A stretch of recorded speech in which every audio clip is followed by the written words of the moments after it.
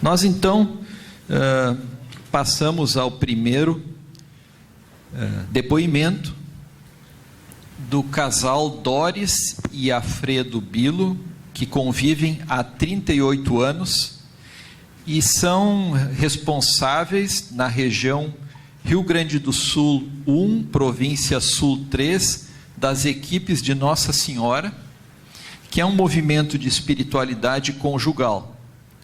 São autores de vários testemunhos e palestras para noivos, casais, retiros e encontros de espiritualidade. Doris é graduada em Administração de Empresas, com ênfase em Finanças, pela Universidade Federal do Rio Grande do Sul, e tem MBA pela Fundação Getúlio Vargas, em Executivo em Negócios Financeiros.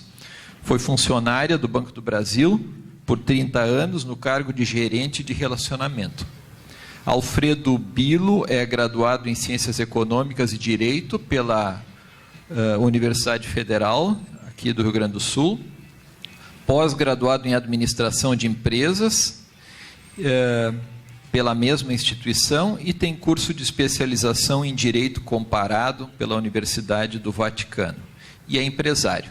Vamos então ouvi-los.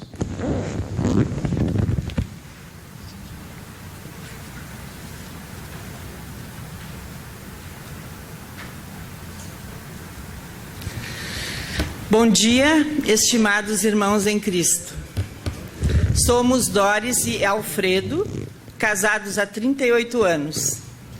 Para nós é um motivo de alegria e também de muita responsabilidade darmos esse testemunho neste 5º FAS ADCE Rio Grande do Sul. Pois temos consciência de que estamos falando para um público com caminhada na vida cristã e interessado no aprofundamento da sua espiritualidade. Vamos falar sobre nossas alegrias e nossas dores, evidenciando os momentos em que podemos sentir a presença de luz em nossas vidas. Será um testemunho da nossa realidade de vida. Para isso, foi necessário fazer um grande diálogo em casal, onde relembramos nossa caminhada, desde o que nos levou a casar, até o momento atual, em que nos dedicamos a trabalhar pelos casais e suas famílias. Neste diálogo, revisitamos os principais períodos da nossa vida, mexemos em feridas, rimos, choramos e pudemos identificar perfeitamente a força da luz do Espírito Santo em nossa caminhada. Somos oriundos do interior do estado, cidade de Tupanciretã. Nossas famílias eram de origem simples, católicas e amorosas. Conhecemos-nos desde pequenos. Eu lembro mais dessa fase, pois sou 6 anos mais velho do que a Doris. Ela foi uma criança muito esperada, pois os pais tentavam engravidar há 6 anos, quando ela nasceu. Eles se esmeravam em carinho e afeto dedicado à filha. Eu era o 7º filho de 10. Nasci num fundo de campo e fui criado até os 4 anos ao sabor da natureza. Minha mãe se desvelava nos cuidados básicos. Tenho uma vaga lembrança de ser desafiado pelos irmãos mais velhos a fazer brincadeiras perigosas. Pelo menos isso serviu para eu vencer os meus medos. Com 4 anos, minha família se mudou para Tupanciretã. E aí comecei uma nova fase, na escola, na igreja e na família. Como as nossas famílias eram muito unidas e ligadas, nós convivíamos e conversávamos muito. Ouvíamos músicas, jogávamos xadrez e outros jogos de tabuleiro. Na maioria desses jogos, a Doris ganhava. Era algo muito puro e inocente entre nós. Não havia qualquer tipo de malícia, mas eu sentia a ausência da Doris quando ela não aparecia. Aos 19 anos, vim morar em Porto Alegre, a Doris ficou e em seguida escreveu-me uma carta, muito bem escrita, desejando-me boa sorte. Falava que Deus estaria comigo e que tudo daria certo. E um parágrafo escreveu que sentia a minha falta. Confesso que também senti saudades, mas preferi não responder. Ao final do ano seguinte, ela veio me visitar na casa dos meus tios, onde eu fui acolhido num primeiro momento. Relembramos nossas conversas e neste momento o meu coração deu os primeiros sinais de bem-querer pela Doris. Mas não tive coragem de verbalizar por medo de chocá-la e de acabar com aquilo que era tão bonito entre nós. Preferi conter esses sentimentos e guardá-los para mim, com angústia de não saber se um dia eu poderia falar sobre eles com a Doris. Voltei a Tupã em algumas ocasiões. Sempre saíamos em grupo, dançávamos.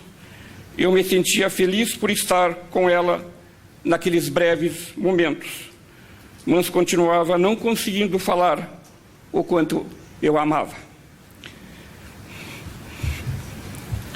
Voltava para Porto Alegre com dor no meu coração. Resolvi, então, seguir minha vida. Nos 3 anos seguintes, priorizei o estudo e o trabalho. Eu continuei em Tupanciretã, fazendo científico pela manhã, o curso técnico em contabilidade à noite e à tarde participando do time de vôlei da escola. Ao concluir, fui morar em Santa Maria para me preparar para o vestibular de engenharia elétrica. Apareceram outras pessoas, tanto na minha vida como na do Alfredo. Em uma dessas idas minhas a Tupã, em um carnaval, comecei a namorar outra moça. No carnaval do ano seguinte, ele ainda permanecia com ela. E corria na cidade o boato que iam noivar. E aí aconteceu um fato decisivo, que julgo ter sido o foco da luz divina sobre nós, obra do Espírito Santo. Eu havia ido ao banheiro, que ficava no andar de baixo do clube, e na volta, quando eu subia para o salão, vi a Doris tropeçando e caindo das escadas em minha direção. Eu me desesperei, fiquei apavorado, abri os braços e a segurei junto ao meu peito. Senti o bater do seu coração junto ao meu. E naquele momento voltou tudo o que estava guardado, sufocado e contido durante anos. De fato, ao vê-lo ao pé da escadaria, fui tomada por uma grande emoção. E naquele instante o chão me faltou. E daí eu disse, agora ou nada, pensei comigo. Acabei com a outra naquele mesmo dia, 12 de fevereiro de 1975, e também comecei a namorar a Dori neste dia. No período de namoro, como todo casal é namorado, não tínhamos problemas de comunicação. Ficávamos horas e horas conversando. Essa comunicação foi muito boa durante o namoro e o noivado. Falávamos de sonhos, de projetos, só coisas boas. Noivamos em 17 de julho de 1976 e casamos em janeiro de 1977. Nossa história de vida nesses 38 anos é de muito amor, união, alegria, intercalados por sofrimentos e emoções muito fortes que não podemos omitir, porque achamos que foi a forma com que Deus agiu em nós para que pudéssemos crescer e evoluir como pessoas e como casal. Logo que casamos, foi um período de adaptação, o que é normal em casais jovens, e em 1980 tivemos a alegria do nascimento do nosso primeiro filho, Vinícius, logo depois Adriana e mais adiante o Alfredinho.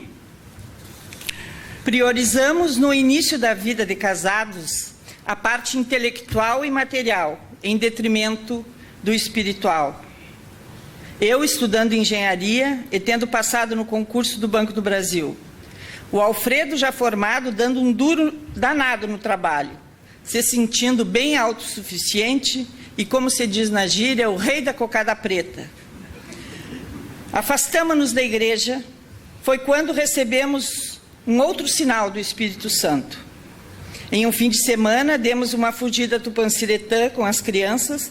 Na volta, nos acidentamos. Um acidente grave. Na época, não era comum o uso da cadeirinha.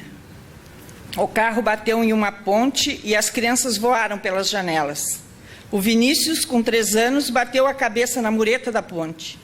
A Adriana, com 2, voou por cima da mureta e caiu lá embaixo, a uma altura de 10 metros. À margem do rio, graças a Deus. Eu estava grávida do Alfredinho. Quando saímos do carro, vimos o Vinícius estendido no asfalto. Corremos e o apanhamos. Ele estava desfalecido, com uma grande lesão na testa. Alguém me colocou em um carro. No trajeto, eu repeti um chamado de socorro à Nossa Senhora. Fomos levados à cidade mais próxima. Outros socorreram a Adriana.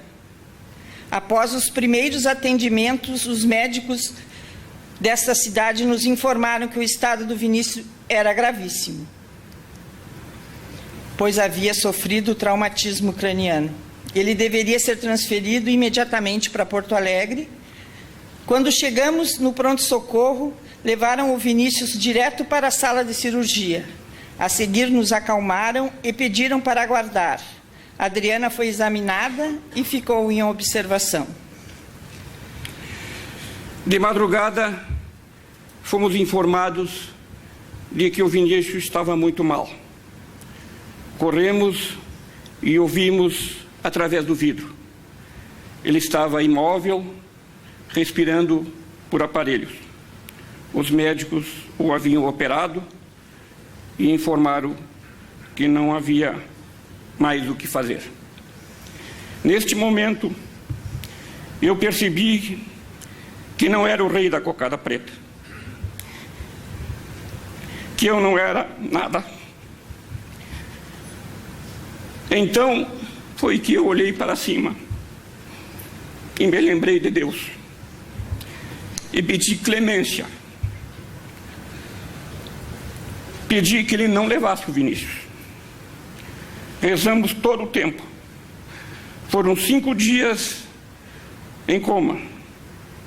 E ao final desse tempo, em uma manhã, quando eu fui ao hospital e o apanhei no colo, e ele me disse: papai, dói.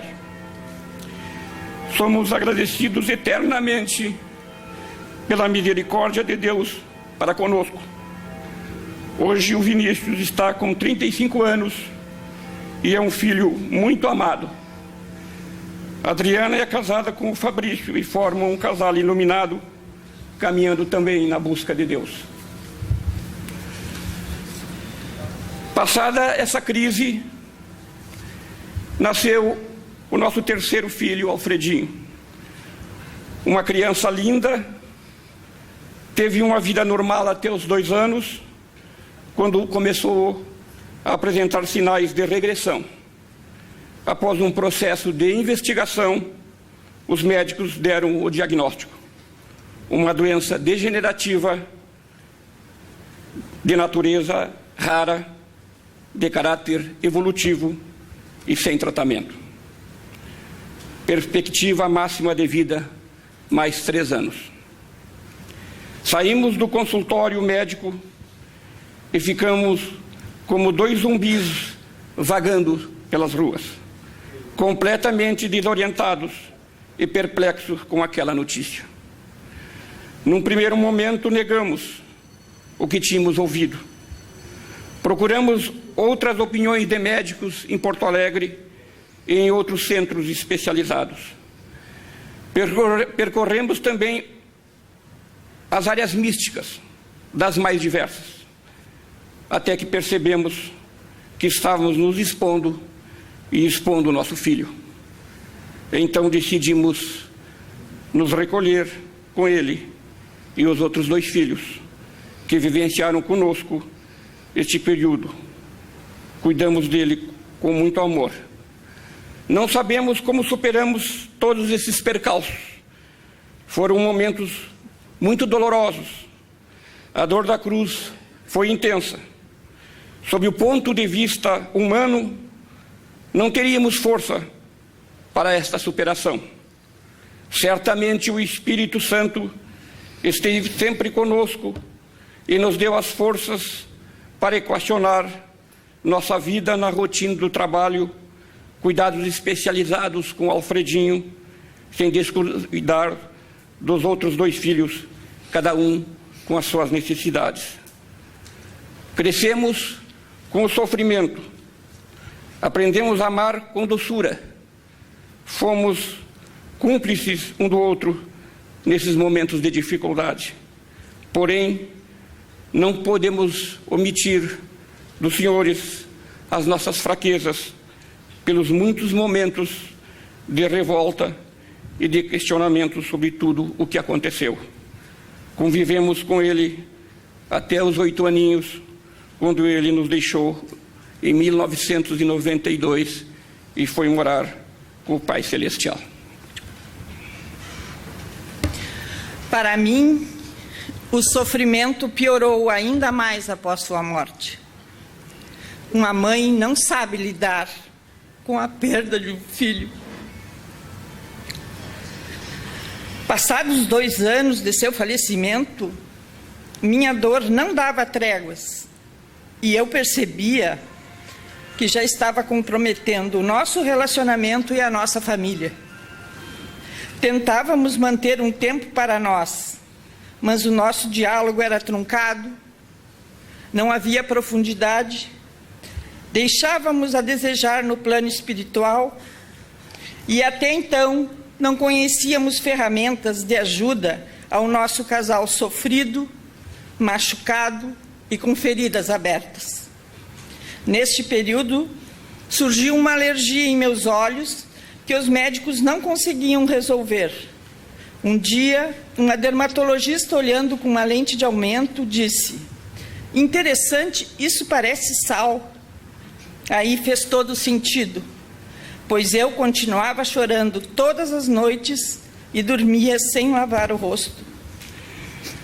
Foi então que decidimos procurar ajuda e percebemos a luz de Deus através de um chamado que se manifestou em nós através da catequese dos nossos outros 2 filhos. Fomos convidados a participar de uma experiência comunitária onde tivemos iniciação à catequese de casais. Fomos preparados durante 2 anos e, após, convidados a ingressar no movimento de espiritualidade conjugal. No início da caminhada fomos resistentes, talvez fruto das feridas abertas em nossos corações. Mas aos poucos passamos a conhecer o carisma do movimento das equipes da Nossa Senhora, sua mística, sua pedagogia, e assim, com suas ferramentas e com a ajuda de casais mais experientes e dos nossos conselheiros espirituais, fomos aprendendo a conversar com Jesus. Nas primeiras tentativas de diálogo, fomos tendo dificuldades por vários motivos. Timidez, receio de magoar e ser magoado, e de fazer confidências que estavam guardadas no fundo das nossas caixas pretas. Faltava a valentia de que nos fala o Papa Francisco, de olhar nos olhos da pessoa amada, admitir as fraquezas e verbalizar o pedido de perdão. Com o passar do tempo, fomos moldando o diálogo, buscando viver nele as 3 atitudes preconizadas pelo movimento: cultivar a assiduidade em abrir-nos ao amor de Deus, desenvolver a capacidade para a verdade e aumentar a capacidade de encontro e comunhão. Percebemos que a preparação nos levava a confrontar nossos pontos de vista com mais serenidade, e as nossas diferenças passaram a ser colocadas como problemas a serem resolvidos mediante a união de forças pelo casal. Assim passamos a nos preparar previamente para este diálogo e aprendemos a falar com a alma, a visualizar melhor as nossas imperfeições e expressar com clareza, humildade e sinceridade o nosso arrependimento, formando assim um clima apropriado para o exercício do perdão pelo outro. E o que é o perdão? Perdão é a atitude de desculpar, é o exercício da graça, da abertura do coração. É um privilégio dado por Deus para o exercício da misericórdia para com o outro, essencial para a reconciliação entre os cônjuges. E como diz novamente Papa Francisco, aquele que primeiro perdoa é o mais forte. Sabemos que não é fácil essa tarefa. O padre Henri Caffarel, fundador do nosso movimento, lembra do quanto é difícil falar sobre mágoas e confidências, mas que é perigoso conservá-las no fundo do coração, sem dividir com seu cônjuge. Em muitos casos, há silêncios que são inimigos do amor. E podemos comprovar que depois de um bom diálogo em casal, quem esquece primeiro, este é o mais feliz. Aprendemos a escutar e meditar a palavra de Deus e a orarmos juntos diariamente. Assim, fomos evoluindo na caminhada espiritual, acolhidos e cuidados carinhosamente pelo Espírito Santo. Recebemos formação, recebemos afeto. E em um dado momento houve um novo chamado do Senhor, o do exercício da responsabilidade de servir, nossa missão como cristãos. Discernimos que nessas condições dizer não ao serviço seria estar negando a essência do que Cristo nos ensinou: amai-vos uns aos outros. Discernimos que nossas condições de dizer não ao serviço seria algo que não seria normal.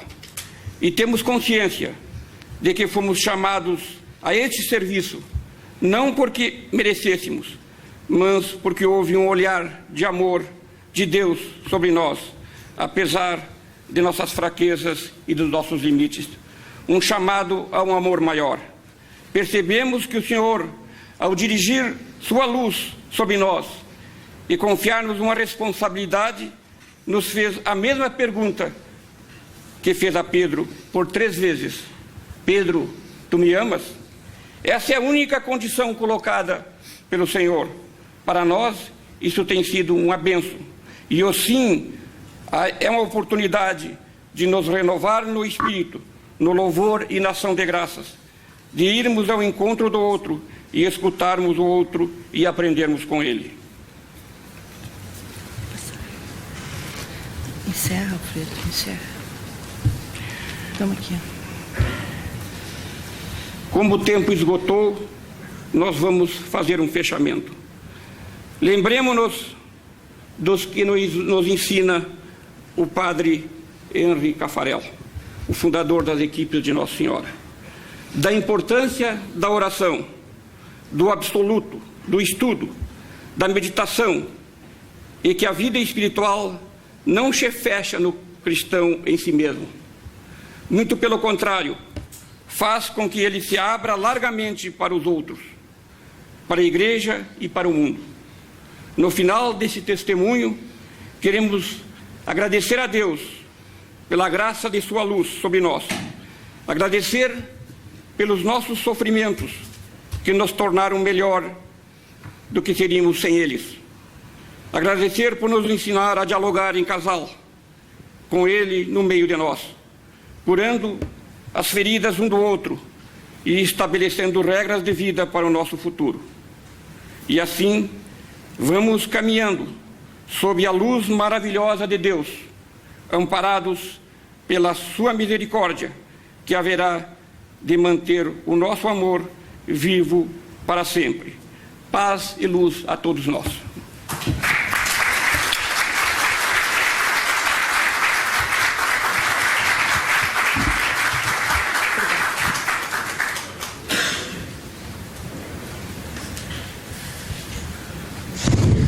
Nosso agradecimento ao casal Bilo pelo depoimento tão inspirador. Eu recebi um aviso da organização do nosso evento de que, infelizmente, em função do tempo, nós vamos restringir a fala dos painelistas a 15 minutos e não teremos depois o tempo para as perguntas, o que não impede que cada qual possa encaminhar por escrito a sua questão aos painelistas ou mesmo conversar informalmente com eles e elas após a apresentação. O próximo painelista traz o seu depoimento como leigo. Gustavo Marques é integrante do movimento de Emaús, na Arquidiocese de Porto Alegre. É natural daqui mesmo de Porto Alegre, participou dos movimentos ONDA, Objetivo 9 de Apostolado, e do curso de Liderança Juvenil Cristã. Ele é advogado, formado pelo Centro Universitário Uniriter, sócio-diretor do escritório Marques Matos da Loma e Corrêa Advogados. É pós-graduado em Direito do Trabalho e Direito Previdenciário pela Uniriter, advogado militante do direito tributário, civil e do trabalho, e atua de forma destacada junto a empresas de pequeno e médio portes. Atualmente é membro do secretariado arquidiocesano do movimento de Emaús, onde, além de devolver o jovem à igreja, busca devolver a igreja aos jovens. Seu anseio consiste em viver a fé de forma contemporânea, aproximando a igreja da realidade dos jovens e os jovens da igreja de Cristo. Com a palavra, então, Gustavo Marques. Obrigado, um bom dia a todos.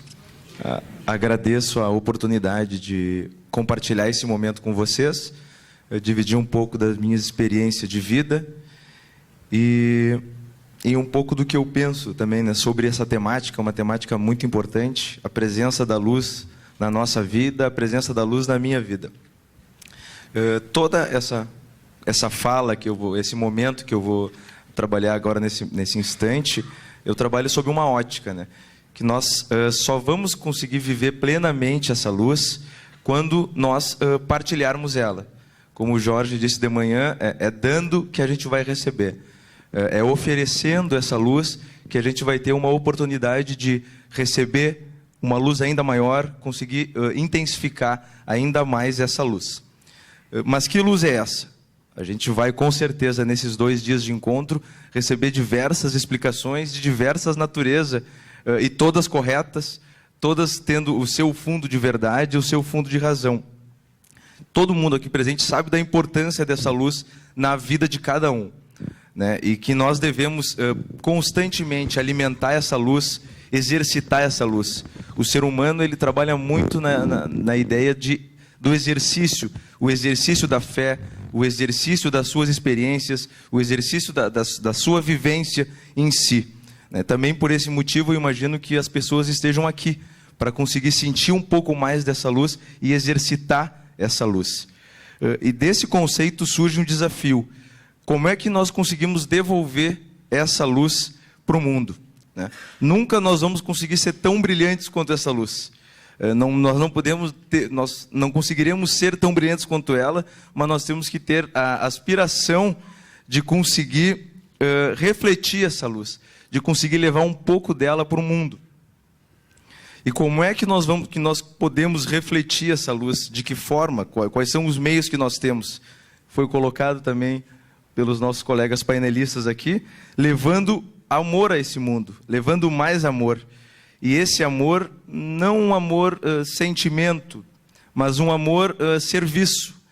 Na fala de Pedro, quando ele pergunta 3 vezes, né? Quando Cristo pergunta 3 vezes, Pedro, tu me amas? Na tradução do grego, efetivamente, do Evangelho, ele não está tratando de um sentimento, ele está tratando especificamente de uma postura. Se Pedro daria vida por ele. Nós não podemos nutrir um sentimento por alguém que talvez nós não gostemos, mas com certeza nós conseguimos ter uma postura diante dessa pessoa, uma postura de respeito, uma postura de cordialidade. Essa é a postura de amor que Cristo nos fala. E esse serviço permanente, essa doação, essa entrega, que é a forma que nós temos de conseguir viver essa luz, de conseguir refletir essa luz, essa entrega verdadeira. Esse serviço é a nossa fonte de luz, é a forma que nos é permitido refletir e devolver ela ao mundo. E daí eu volto à minha apresentação, que hoje eu acho que resume um pouco da minha vida, tanto particular, profissional, como dentro da igreja.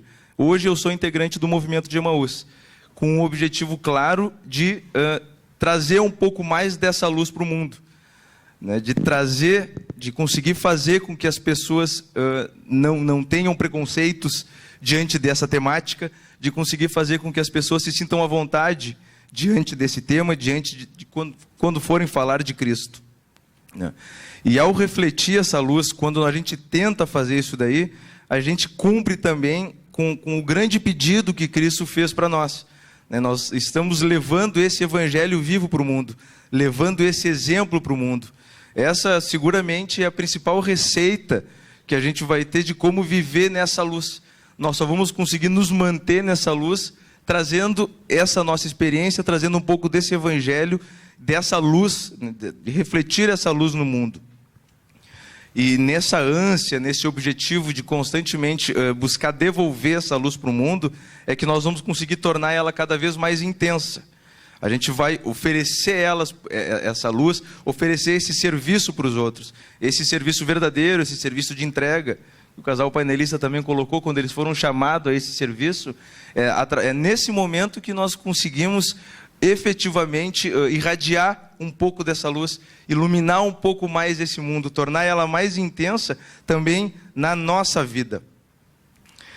E ao mesmo tempo, esse nosso exercício de intensificar essa luz, de praticar esse serviço cada vez mais constante, é que nos permite efetivamente atingir essa luz, né? Ao mesmo tempo em que ela é o fim, ela passa a ser também o meio. Nós só vamos conseguir viver plenamente em Cristo e viver plenamente nessa luz se nós conseguirmos devolver ela para o mundo. Trazendo um pouco, né, da minha testemunho mais particular, eu não vou, até teria exemplos mais fortes talvez para tratar, mas eu acho que muitas vezes a gente se apega a um exemplo muito impactante, a uma coisa muito forte.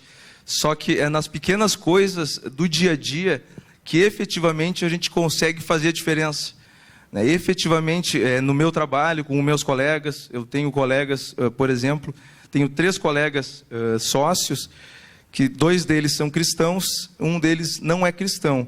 Nenhum pratica efetivamente uma religião, mas no dia a dia, trazendo eventualmente um pouco sobre esse assunto, um pouco sobre a vida de Cristo, um pouco sobre a minha participação em cursos, em retiros, em palestras. Neste momento aqui, eu divulguei bastante também no escritório. Isso suscita um interesse, suscita uma vontade de conhecer, uma vontade de saber um pouco mais, né? Como diz o provérbio antigo, palavras movem, mas os exemplos arrastam. E Jesus, ao longo de toda a sua vida, ele apontou muitos exemplos. Muitos exemplos foram apontados, foram destacados. Sabia ele da força e da importância que o exemplo tem.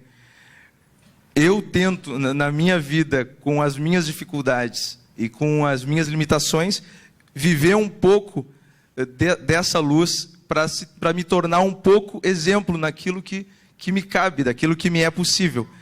Tento refletir um pouco dessa luz para que eu consiga iluminar um pouco mais a vida das pessoas que me rodeiam, mas também iluminar um pouco mais a minha vida, nesse exercício de constante, permanente de dar e de receber. Não são apenas, não podem ser apenas atos isolados. Atos isolados, eles podem indicar eventualmente um engano, seja para o bem ou seja para o mal, um ato isolado. E ao se empenhar para criar e para viver efetivamente bons momentos, reiteradamente essa prática de promover o bem, de promover essas coisas boas no nosso dia a dia, a gente acaba desenvolvendo virtudes. E é justamente no momento em que nós vamos desenvolver essas virtudes, é no nosso dia a dia, no trabalho, junto à nossa família, junto aos nossos amigos, trazendo algo de diferente para esse mundo. Algo que, por vezes, em algum momento se perdeu, em algum momento as pessoas deixaram de acreditar, e que falta, às vezes, um empurrão, um empurrão, um pontapé, para fazer com que isso mude, né? Exercitar esses bons hábitos, desenvolver essas virtudes. Assim, a gente vai tentar, pelo menos nessa caminhada, efetivamente tentar refletir de uma maneira permanente essa luz que a gente recebe. Como eu destaquei antes, eu faço parte do movimento de Emaús, e nesse intuito nós tentamos devolver um pouco mais essa juventude para a vida mais próxima do Evangelho. Recentemente saiu uma pesquisa da PUC a respeito especificamente da população aqui do Rio Grande do Sul, sobre o grande número da população jovem de pessoas que não creem mais, que não tem mais esse fogo, e seguramente que não se permitem mais viver um pouco dessa experiência. E, ao mesmo tempo que isso representa uma grande dificuldade, talvez uma tristeza, que a gente enxergue números assim, uma outra forma de encarar isso daí é que é uma grande oportunidade. É uma grande oportunidade que a gente tem de fazer alguma coisa diferente daquilo que é feito. Se nós estamos fazendo permanentemente as coisas de uma forma e não estamos chegando àquele fim, esperado, quem sabe esteja na hora de nós fazermos diferente. Quem sabe seja o momento de nós fazermos, na tentativa e erro, atingirmos um final diferente. Nós não podemos esperar chegar num resultado diferente fazendo sempre as mesmas coisas, onde nunca elas dão resultado, e constantemente elas nos provam que não dão resultado. Efetivamente nós temos que tentar o diferente, errar uma, errar duas, errar três, errar quatro, errar 5 vezes, até o momento que a gente vai acertar. Eu finalizo esse momento de testemunho, de partilha com vocês, com a ideia de que, ainda que com todas as suas dificuldades, na época, Cristo testemunhou sempre, durante a sua vida terrena, um mundo de alegria, um mundo de paz e um mundo de solidariedade. Com certeza, ele viveu isso na carne, e aquela época vivia isso de uma maneira muito intensa, não vivia esses valores de alegria, de paz e de solidariedade. Da mesma forma que hoje nós não vivemos como um todo esses valores. Então, testemunhamos nós também um pouco mais de paz, de alegria e de solidariedade, para que nós consigamos fazer esse nosso mundo melhor, consigamos efetivamente irradiar mais luz, fazendo essa troca, oferecendo luz ao mundo para receber. Muito obrigado.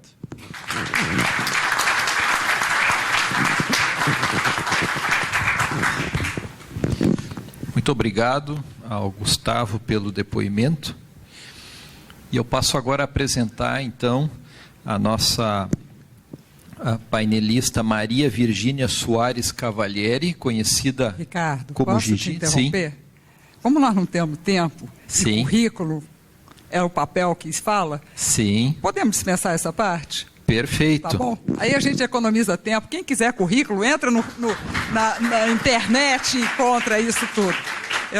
Eu brinco nas nossas reuniões que quando a pessoa está ali, para que eu vou ficar falando dela, se ela própria pode falar? Então, acho que a gente economiza tempo e nós estamos aqui entre amigos, né? A gente está aqui numa troca de experiências. Eu acho que a gente pode... Perfeito. Então, como podem ver, já agilizar. começamos muito bem com o nosso depoimento, então. Fique à vontade, por favor. Eu, em termos de protocolo, eu sou muito ruim, gente, desculpa, viu? Eu não tenho o menor... Não mantenho o protocolo, não gosto de protocolo. Eu queria dizer para vocês que é um privilégio estar aqui. E é mais um privilégio, porque durante essa manhã toda que a gente ouviu falar aqui, dos testemunhos, né, de dor e de dificuldade, eu tenho a dizer que eu sou fruto do amor. E nunca eu tive uma dificuldade feita de vocês, uma dor feita de vocês. Então eu tenho uma alegria quando o Jorge estava falando de manhã, a pessoa emplaca um sorriso. Não é que eu emplaco, eu não tenho razão para ser diferente, eu não posso ser diferente, porque o papai e a mamãe foram casados 71 anos.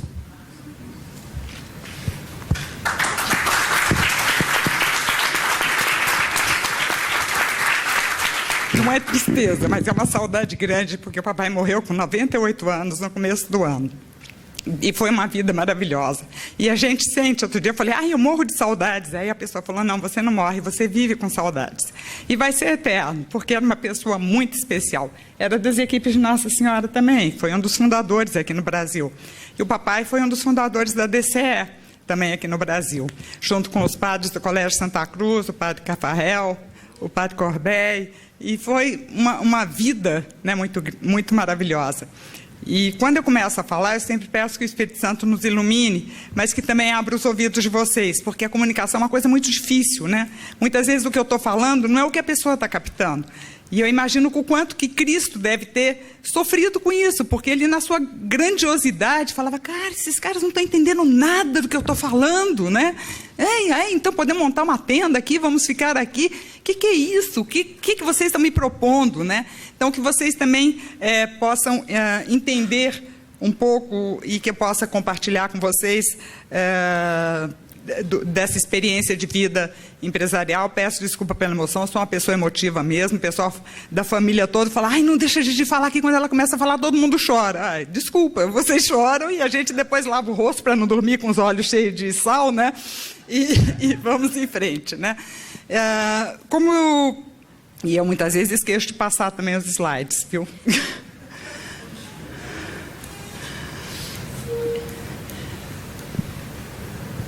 Isso é uma luz. E a chegada e a presença de luz em nossa vida, que é o tema de hoje, né? E como é que nós podemos ser luz numa época onde as pessoas estão cada vez mais ensimesmadas e individualistas, né? Cada um tem o seu, cada um tem a sua vida, cada um tem o seu quarto, o seu computador, o seu iPad, o seu telefone, e a gente muitas vezes anda aqui e não olha ali. Então, como é que nós podemos ser testemunho? Como é que a gente pode realmente abraçar no mundo as pessoas? E isso, quando a gente fala de mundo, é de mundo mesmo, é no dia a dia, é na nossa família, nas nossas empresas, nos nossos amigos. Como é que a gente está dando continuidade a esses ensinamentos que Deus nos deu, né, que Cristo veio? Como é que a gente está tratando quando o Papa fala da indiferença, né, desse grande êxodo que a gente tem visto na Europa? Como é que essas coisas nos tocam? Como é que a gente resolve isso? Quando teve aquele acidente daquela criança encontrada na praia, aquilo nos tocou porque dizia a gente. De repente, se fosse um menininho negro, maltrapilho, morto na praia, não impactasse tanto no mundo. Mas é que aquela criança podia ser o filho de qualquer um de nós, o filho de qualquer um de nós. Então, quando a coisa chega na pele da gente, quando a gente sente esse risco, a gente abre os olhos. Mas por que a gente tem que chegar nisso? Por que a gente não pode encontrar através do amor e não pela dor? Por que a gente fixa na dor? Cristo morreu na cruz, mas ele não parou ali. Ele ressuscitou. E ele ressuscitou. A ressurreição, para mim, é a luz, é onde a gente enxerga a luz. É uma coisa gloriosa. E é para lá que nós todos vamos caminhar, né, para essa luz. Né? Como é que a gente pode, como o Papa diz, a globalização da indiferença? Olha que terrível isso. quer dizer que não é meu, é do mundo. Como é que a gente volta a ser como eram os primeiros cristãos? Olhem como eles se amam. Será que a gente faz diferença no mundo? Será que nas nossas empresas, nos nossos locais de trabalho, onde a gente passa a maior parte do dia, as pessoas reparam que nós nos amamos? Que nós queremos, né, ser diferentes, nos dizemos diferentes porque somos seguidores de Cristo? Será que nós perdemos essa orientação? Deixamos de estar atentos ao que Cristo nos mostrou? Deixamos a generosidade. Eu ia contar aqui uma fábula, mas eu acho que a gente não tem muito tempo, acho que eu vou dar uma corridinha aqui. E era em cima disso que as pessoas só podem ver aquilo que elas estão dispostas a enxergar. Mas será que nós estamos preparando as novas gerações para enxergar? Porque quando a gente nasce, né, o Jorge falou, quando a gente nasce, esse primeiro período, nós vamos numa onda aí de que somos levados. Mas quem é que está levando os nossos jovens?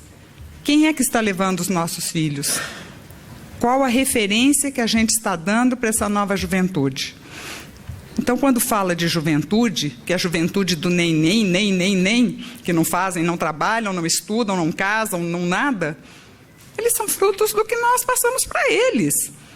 Ou de uma superproteção, ou de um abandono. As feministas que me desculpem, mas eu acho que a ausência da mãe de dentro de casa deu um buraco negro enorme. Quem é que passa os valores? Quem é que transmite os princípios?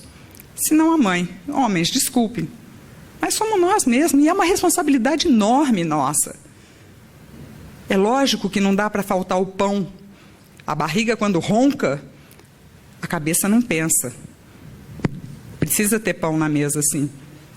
Mas também só o pão sem o amor não resolve. Nós temos que saber balancear. O papai sempre falou muito em equilíbrio, né? Como é que a gente está vivendo no dia a dia, nas nossas empresas, nas nossas famílias? Nós somos referência. Outro dia foi engraçado, a minha filha estava falando, vocês estão falando de famílias numerosas, eu sou a 6ª filha de 9. A mamãe veio de uma família de 8, o papai de 10. Então, a família em si basta. E quando vocês falaram de ter que lutar por espaço, além de ser a 6ª filha, a ordem é assim, são 2 mulheres, 3 homens, eu e mais 3 homens. Estava falando aqui, o meu universo é totalmente masculino. Eu tinha que jogar futebol, porque senão não tinha jogo para mim. E, aliás, eu achava muito mais interessante jogar futebol do que ficar brincando de casinha, que tinha que limpar, arrumar e fazer, que coisa mais boba, né? Então, eu vivia, a mamãe arrumava bonitinha. O que vem acima de mim é o Sérgio, que atualmente é o presidente da Uniapac Latino-Americana e o presidente da DCE Brasil. E o Sérgio sempre foi muito arrumado, muito caderno dele era uma maravilha.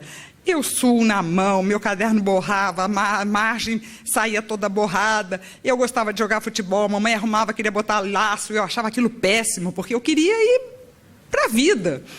E ela falava, por que você não é igual o Sérgio? Eu falava, ai, mas que coisa mais chata, né? Você já pensou?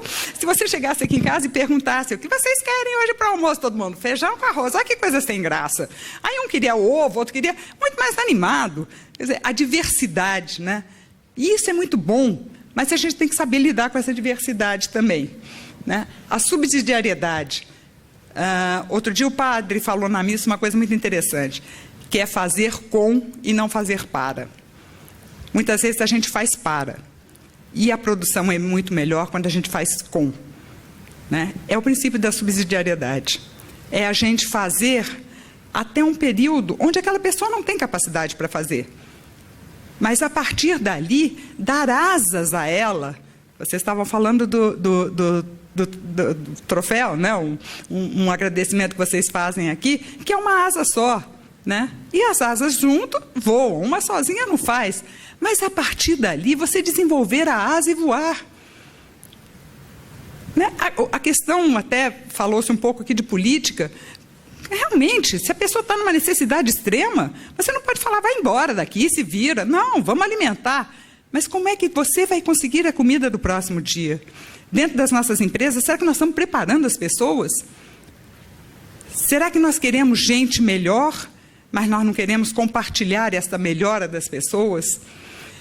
O cardeal Turkson fala que nós, empresários, somos co-criadores. E somos mesmo. Porque a gente pega uma madeira, uma árvore, e transforma nisso daqui. Nós fazemos parte da cadeia de Deus, de produção. Nós somos co-criadores porque nós geramos filhos. Né? Vemos a maravilha que é, né? A possibilidade da vida, de dar vida, né? E dar utilidade às coisas dentro de uma sustentabilidade. Como é que a gente está levando isso tudo à frente? De uma maneira que seja sustentável. As nossas empresas têm que ser sustentáveis. Ninguém começa hoje para acabar amanhã. Nós temos uma empresa de 80 anos, começada pelo meu avô, pai da minha mãe, com mais 2 cunhados. Era uma diversidade, os 3 eram diferentes e se complementaram. E era por isso que dava certo. É a história de por que vocês são igual? Não, queremos ser diferente. Aí eu queria dizer que às vezes a gente fica pensando, mas isso é muito fácil de falar, mas não é fácil de fazer. Não é tão difícil fazer. E nós temos exemplos, e quando se fala de crise, eu acho que nós estamos num excelente momento. É o momento da virada. Que quando está tudo bom, tudo bem, as pessoas não se importam. Mas nós estamos feito, o Jorge falou, no fim do poço. Então nós temos que daqui, ralar forte para poder melhorar. E tem muita gente boa. O mundo tem muito mais gente boa do que gente ruim. Agora, será que as pessoas boas estão aparecendo? Ou nós ficamos à sombra? Será que cada um está tão separado, tão individual, que não faz volume? Nós precisamos sair daqui com uma rede formada, rede de pessoas boas, porque as pessoas ruins se organizam e se mobilizam. E por que nós não? De dizer que essa juventude, que é muito bom ser bom. Gente, é muito mais fácil ser bom do que ser ruim. É muito melhor. Eu trouxe alguns exemplos de empresas, que como eu vim falar do ramo empresarial, mas a nossa família é uma família empresária, a gente não consegue separar. Isso é um supermercado que tem nos Estados Unidos, e eu achei muito interessante que tem um livro que fala sobre empresas humanizadas. Nós temos nosso livro também, né, da DCE, que é Rentabilidade dos Valores. Mas quando alguém que não tem o menor fundamento cristão fala exatamente as mesmas coisas que nós, eu falo, uau, que bom, que maravilha, porque reforça. Porque muitas vezes a gente, como empresário, vai numa coisa e diz, vocês são carola. Porque... Não. Esse livro eu recomendo para vocês. É um espetáculo, porque ele mostra, ele vai falando uma série de empresas que descobriram que vale a pena serem humanizadas. Esse supermercado, o negócio deles é o seguinte, as pessoas têm autonomia para resolverem qualquer problema, mas ninguém pode sair de supermercados que não esteja satisfeito. Então, ele não precisa recorrer a um gerente para poder resolver um problema. Aí, uma vez lá, fulana comprou um peru, levou para casa, o peru não cabia no forno. Voltou com o peru e falou, não cabe no meu forno, não posso assar. Nos Estados Unidos, né? O que eu vou fazer com esse peru? Não tem o menor problema, nós assamos para a senhora. Gente, que trabalho deu para o supermercado? Nenhum. O que esse supermercado ganhou? Gratidão eterna. A outra foi fazer um jantar, queimou o jantar todo, atrapalhou, voltou desesperado. Olha, voltou para comprar outras coisas e tal. Atrapalhei aqui, perdi e tal. Pois não, a senhora quer? O senhor que é chefe, por favor, vai ajudá-la. O chefe do supermercado, que eles têm uma rotisserie, foi ajudá-la em casa. E ele não precisou consultar ninguém, ele não ligou para o gerente ou para o dono do supermercado para resolver isso. A Arno faz parte do grupo SEB, vocês devem conhecer, né? Eletrodomésticos, batedeira e tal. Eles optaram por... Isso são coisas que eu digo assim, o que a gente pode fazer? Né? Eles optaram, vou correr aqui, para desenvolver uma dos princípios ou dos propósitos deles, é desenvolver as comunidades nos locais onde eles operam. A Arno, em São Paulo, fica numa região não muito pobre, mas que tem bastante carências. E eles queriam fazer um trabalho com a comunidade. Contrataram uma assessoria e descobriram que tinham 2 escolas próximos que finais de semana ficavam fechadas. Mas eles precisavam de fazer alguma coisa que tivesse a ver com eles. Eles não são professores, o que nós vamos fazer? Não vendo material didático, não faço lápis, não faço caderno, mas nós fazemos panelas. O que tem a ver isso? tem a ver com alimentação. Montaram, bem sucintamente, aos finais de semana, junto com pediram autorização à Secretaria da Educação e tal, os jogos dentro da escola integraram famílias, e nesses jogos eram games para preparar comida de uma maneira melhor, mais nutritiva e com melhor aproveitamento das coisas. Gente, o que eles ganharam com isso? Olha que maravilha, todo mundo, olha que bacana. Os seus colaboradores ficaram agradecidíssimos, porque moram ali perto. Melhorar a qualidade dos alunos, melhorar a qualidade da alimentação. As crianças eram obesas, e a partir daí uma série de atividades dentro da própria igreja, da escola, desculpa. Harley Davidson faz um projeto muito bacana, escolhe 50 funcionários todo ano para determinar aonde eles vão fazer a doação que eles recolhem durante o período todo. Essa Jacto é uma empresa nacional também, formada por pessoas orientais, tem todo um ritual de sucessão, é um negócio espetacular. Eles são importantíssimos para a cidade onde eles estão, que é Pompeia. Eles preparam as pessoas que vão trabalhar. A escola que eles fazem, eles estão propondo, inclusive, um novo meio de educação para o MEC, que é pelo tempo da pessoa, a capacidade de cada um, e não pelo tempo de, olha, final do ano você tem que passar. Não importa se você aprendeu ou não, porque agora é assim, né? Não precisa nem aprender para passar. E eles preparam os alunos, não, cada aluno tem que ter o seu tempo. E rapidinho, para falar para vocês, um caso muito interessante, o concorrente deles, uma vez não conseguia entregar o produto porque não tinha matéria-prima, que ficou presa no porto. E eles ficaram sabendo que o comprador era o mesmo que comprava deles, e o concorrente falou, não vou conseguir te atender. Aí ele falou, eu tenho matéria-prima. Sorte sua, eu não tenho. Não, mas você pode pegar minha matéria-prima. Mas eu sou seu concorrente. Eu sei, mas ele precisa, e eu não vou fornecer, eu não tenho capacidade para isso, você pode pegar. Mas como é que eu vou te pagar? Ué, da mesma maneira, eu estou te dando um container, você me devolve um container. Mas juros, correção... Não, cara, você pega o seu container quando sair lá do Porto de Santos e você me entrega aqui e pode levar. O cara não conseguia acreditar, mas precisa um contrato? Não, não precisa não, pode levar. E isso o comprador ficou sabendo. Quer dizer, que diferença fez para ele? Nenhuma. Que diferença fez para os outros? Toda. Momentos que às vezes a gente fica numa ânsia, numa aflição. A Porto Seguro fez um trabalho também em São Paulo, muito interessante. Um dos túneis lá em São Paulo, rapidinho, um dos túneis lá em São Paulo alagou. Alagou, o pessoal ficou preso embaixo, com carro, com tudo, e não conseguiam sair, os guinchos não conseguiam chegar para tirar. E foi ficando tarde, as pessoas presas lá, em cima da capota do carro. Eles compraram pizzas e levaram, e distribuíram. Só para as pessoas que eram associadas ou seguradas pela Porto Seguro? Não. Para todos. Gente, que diferença fez isso?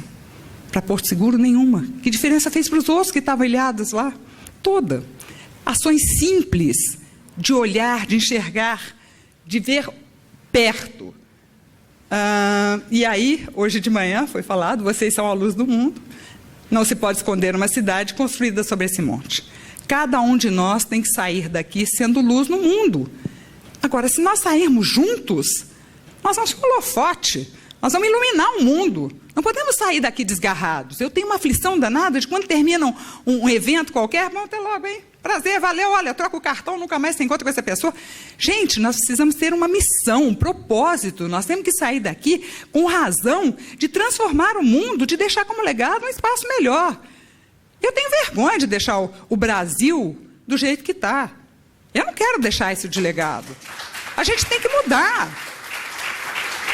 Agora, não é a gente ficar pensando, nós temos que passar para a ação, sair daqui com um propósito realmente do que fazer, de transformar, porque isso que aconteceu no país, nós sabíamos que estava acontecendo. E quem de nós se levantou para falar? A água não chegou no nariz, né? Agora a água está chegando, e é por isso nós devíamos ter percebido que a água não tinha chegado no nosso nariz, mas chegou no nariz de muitos outros. Nós deixamos de olhar, deixamos de nos posicionar. O caminho que eu sugiro, e desculpe o bairrismo, é a DCE. É a fonte, eu digo, onde deveria ser que você clicar e falar responsabilidade social empresarial, respeito à pessoa, onde é eu clicar na internet e aparecer a DCE. Porque a DCE não é Rio Grande do Sul, não é São Paulo, não é Minas, a DCE tem no mundo como Uniapac. Olha o tamanho da rede que a gente tem. Nós tivemos um encontro agora em Belo Horizonte com mais de 1.200 pessoas participando. Olha que força é isso. E nós estamos desperdiçando. Olha que os nossos filhos falaram, para que vocês fizeram isso se vocês não estão usando disso? Vocês não estão usando essa força? Nós já estamos montando a próxima geração de ADCianos. Os nossos filhos estão nessa daí. E os de vocês, por favor, venham, avisem a eles, deem luz e deem esperança para essa turma. Feito você disse, no seu escritório tem gente que não é, mas não tem importância, não precisa ser cristão, não precisa ser luterano, precisam ser pessoas do bem. Nós temos que encontrar o caminho central, não o que nos divide, mas o que nos une. Aonde que a gente pode, com as outras religiões e como pessoa humana, transformar esse mundo. Não, cadê o filme? Não sei, não consigo passar aqui. Ele vai passar? Então tá bom. Vai mesmo? Você tem que botar lá embaixo, né?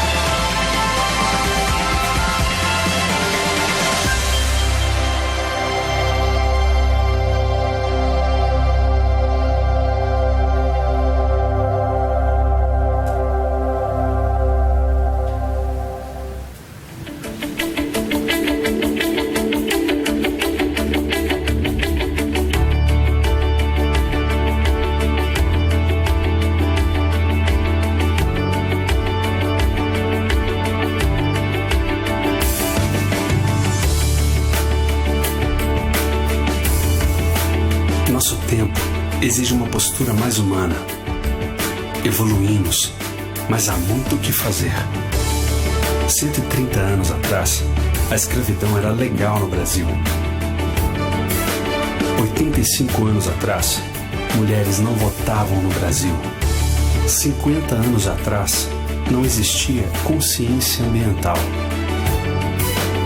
15 anos atrás, o mundo não estava em rede. Smartphone, Google, Facebook, Twitter e Instagram não existiam. Entramos em uma nova época e muitos não perceberam. Muitos líderes ainda estão com o foco errado. Muitas empresas e o modo de fazer negócios estão ultrapassados. Empresa não é um jogo. Empresa não é máquina. Empresa não é só número. Empresa não é guerra. Empresa tem a ver com pessoas. Empresa tem que servir ao ser humano. Vamos juntos fazer o que é certo e construir empresas melhores para um mundo melhor. Isso inclui você, seus filhos e netos. Você pode contribuir, empresário, empreendedor e dirigente. Siga o exemplo dos que lutam por uma sociedade mais igualitária. Em 1891, a sociedade vivia a Revolução Industrial. e experimentava a incerteza entre o capitalismo que privilegiava a liberdade, mas começava a mostrar desigualdades, e o socialismo que buscava a igualdade, mas usurpava a liberdade. Nesse contexto, empresários católicos começam a debater mudanças necessárias, respondendo à encíclica Rerum Novarum do Papa Leão XIII. Em 1931, na Bélgica, é fundada a UNIAPAC, União Internacional das Associações de Dirigentes Cristãos de Empresa. A UNIAPAC foi a primeira entidade no mundo a debater e a promover a responsabilidade social no mundo dos negócios. Hoje, está presente em mais de 35 países no mundo. São mais de 20 mil líderes empresariais extremamente ativos em diversos setores da economia. Em 1961, chega ao Brasil pelas mãos de empresários paulistas como a DCE, Associação de Dirigentes Cristãos de Empresa. Rapidamente, se espalha por vários estados e hoje reúne mais de 3 mil associados no Brasil. O objetivo da DCE é formar líderes comprometidos com o ensinamento social cristão, para que suas decisões sejam baseadas nos valores humanos, essenciais para a geração de riqueza econômica e social, e para a sustentabilidade dos negócios. A DCE realiza atividades por todo o país, congresso, fóruns de debates, palestras, cursos, encontros de reflexão e mantém parceria com diversas entidades, também comprometidas com a transformação da sociedade. Seu grande programa atualmente é o Empresa com Valores, criado em parceria com a CNBB para ajudar os líderes empresariais a conduzir seus negócios com atitudes plenamente humanas. O Empresa com Valores vai chegar a todas as cidades do Brasil, comprovando ser possível manter empresas éticas, competitivas, lucrativas e socialmente responsáveis. Dar certo, fazendo a coisa certa do jeito certo, só é possível com valores bem definidos, conhecidos e praticados. A DCE convida você a conhecer mais sobre a associação e o programa Empresas com Valores. Participe! Mudar é possível. Vale a pena, pois o que está em jogo é a dignidade e a felicidade do ser humano. A mudança que precisamos no mundo começa por você. Comece por onde seja possível. Na família, na comunidade, no mundo do trabalho e nos negócios. Empreendedores e líderes empresariais conscientes e firmes em seus valores. Empresas éticas e lucrativas. Sim, é possível fazer o certo e dar certo. A DCE. Bom, o que eu queria dizer para vocês, e espero que a gente possa sair daqui com essa mensagem de luz e de ânimo e de coragem, e que nessa era da transcendência, que a gente possa dizer que o trabalho não é um local de trabalho, mas é um local de realização, que os jovens possam encontrar sentido no trabalho. E eu desejo a vocês aquilo que for necessário, porque nós precisamos produzir com cuidado e consumir com responsabilidade. Muito obrigada.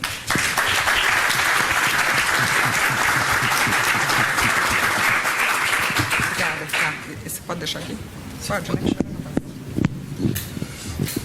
Muito obrigado a Gigi Cavalieri pelo seu depoimento. Agora já se aproxima aqui o próximo painelista, também dispensa a apresentação do currículo. Vamos apenas dar a sua função atual. Ele é bispo diocesano na cidade de Novo Hamburgo, aqui perto. Então, com o senhor a palavra, Dom Zeno. Bem, a que me antecedeu, ela falou uns 15 minutos, um pouco mais, né? Então, ela já falou quase tudo, mas... É claro. Não. Eu também acredito como ela. Nós estamos vivendo um grande momento. Tempo de crise são os grandes momentos. É o tempo em que vamos melhorar. Daqui para frente vai ser melhor, vai ser diferente. Então eu estou trabalhando o tema vocação. Eu acho que nós temos muita preocupação em profissão, e os nossos jovens não pensam na vocação. O que eles vão ser? Fazem 50 faculdades e não vão sair nada. Por quê? Porque não pensaram o tema da vocação. Então eu estou assim observando muito de perto, vejo que pessoas educadas dentro de um clima de fé, que crescem em um contexto religioso, estão acostumados a participar da vida religiosa desde crianças. Estas pessoas mais facilmente podem sentir-se desafiadas a trabalhar o seu próprio discernimento vocacional. Outros pensam que a única preocupação é a profissão. A palavra vocação eles nunca ouvem. Nosso mundo não fala abertamente sobre isso. Eu nasci no interior do município de Montenegro, dentro de uma família onde eu sou o mais velho de 10 filhos. Ganhamos um pouco. E eu experimentei um tipo de vida, de formação, que hoje me convence ter sido absolutamente correto, segundo o que eu creio, penso e defendo. Desde criança, nós estávamos acostumados a rezar todos os dias, a conviver com pessoas religiosas, participar das nossas missas dominicais, conviver com padres de nossa paróquia. Para mim estava absolutamente claro que Deus é o Criador. Ele criou a minha vida, a minha alma, desde sempre Ele criou a mim para uma finalidade. Ele tem algo em vista comigo. Isto para mim já era claro quando eu tinha pelo menos 7 anos. Aos 7 anos, estava claro que eu queria ser padre. Eu tinha um tipo de razões que depois foram se modificando, mas a ideia básica era sempre a mesma. Eu vou ser padre. Foi nessa idade que eu me preparei para a primeira comunhão. E para mim estava muito claro que Deus é a grande luz do meu caminho. Ele vai à nossa frente, nos conduz e aponta por onde nós devemos passar.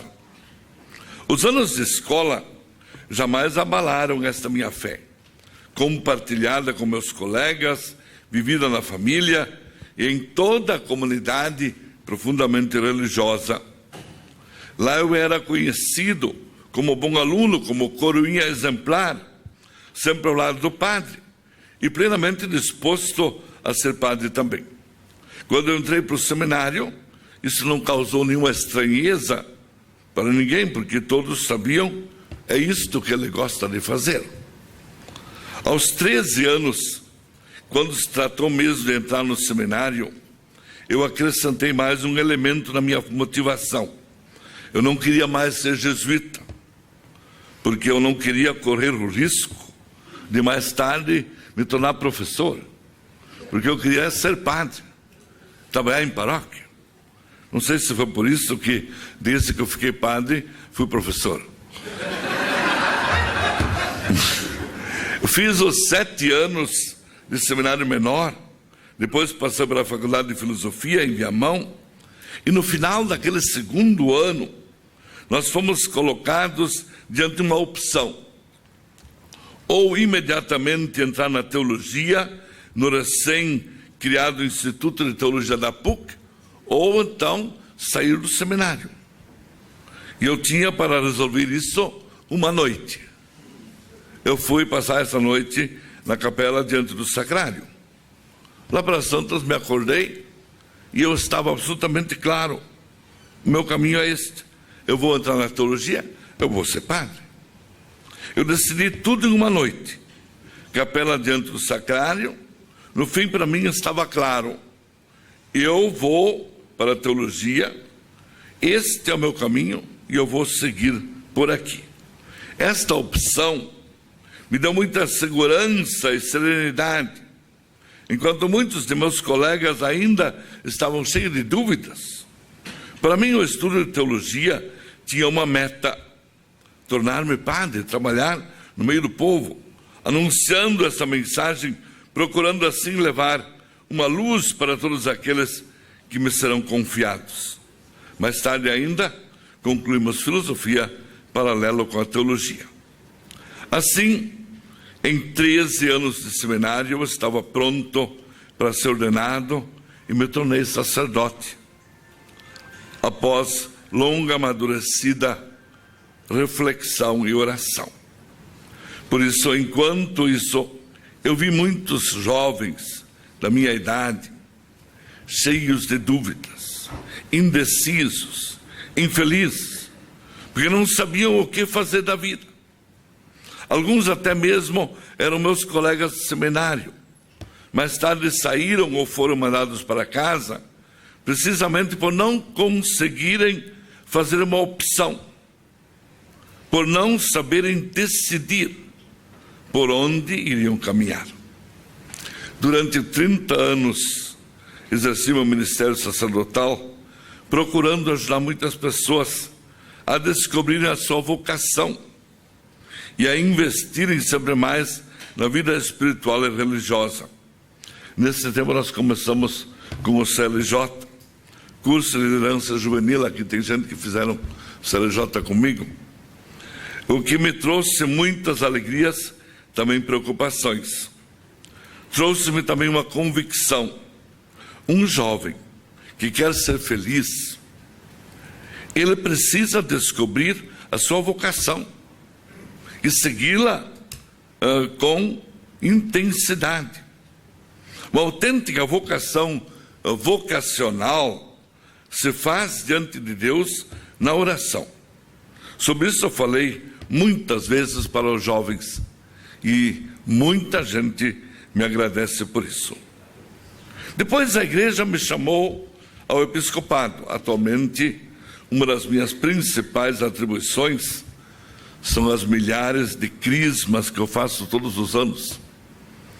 Cabe-me falar então aos jovens, nesta hora em que eles se encontram em plena adolescência e precisam com urgência trabalhar o discernimento vocacional, para que possam estabelecer metas para a sua vida.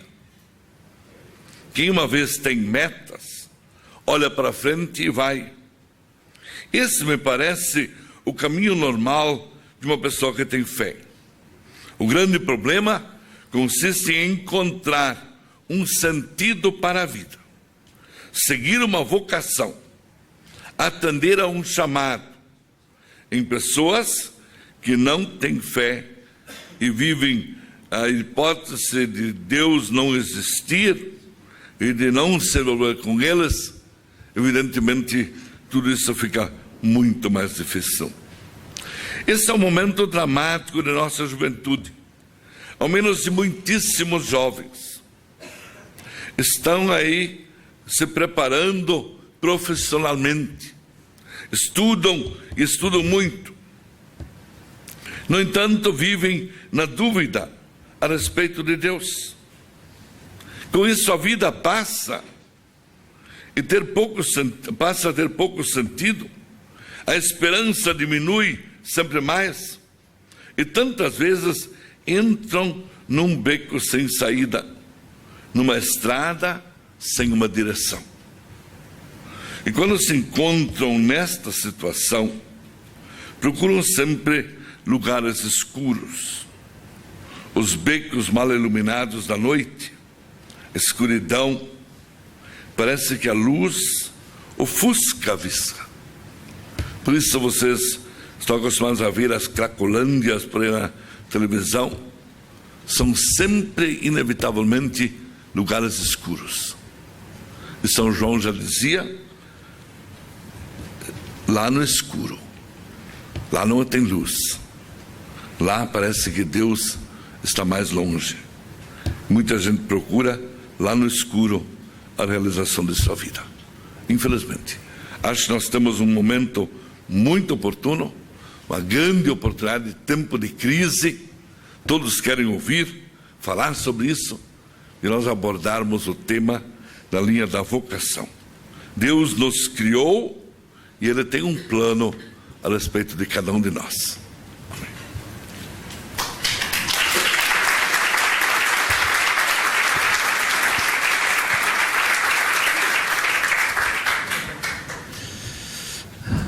Nós agradecemos a Dom Zeno e também aos demais painelistas. Eu faço um breve comentário, apenas nós tivemos aqui diferentes perspectivas nos depoimentos, mas que trazem, eu pelo menos percebo assim, um denominador comum. O grande movimento de ideias que trouxe tantos avanços na ciência, na economia, que fez o mundo ser como o mundo é hoje, foi chamado de iluminismo. Iluminismo tem a ver com luz, tem a ver com a temática. Só que era uma perspectiva onde a luz era atribuída exclusivamente à razão humana. Eu ilumino as coisas com a minha razão. A minha razão se torna a referência de tudo. E aí nós entramos em crise quando as coisas não acontecem assim, de acordo com a razão que ilumina. Nos depoimentos aqui, ficou evidente que as pessoas não estavam falando a partir da sua própria razão que ilumina as coisas, mas estavam falando de uma perspectiva de alguém que reflete uma luz muito maior e que está aí para todos e que está aí para transformar a vida de todos. Isso ficou evidente, eu agradeço muito então aos painelistas, agradeço também pela atenção de todos e todas. Fica a possibilidade de perguntas diretamente aos painelistas depois, e eu devolvo então a palavra à mestre de cerimônias, Maísa.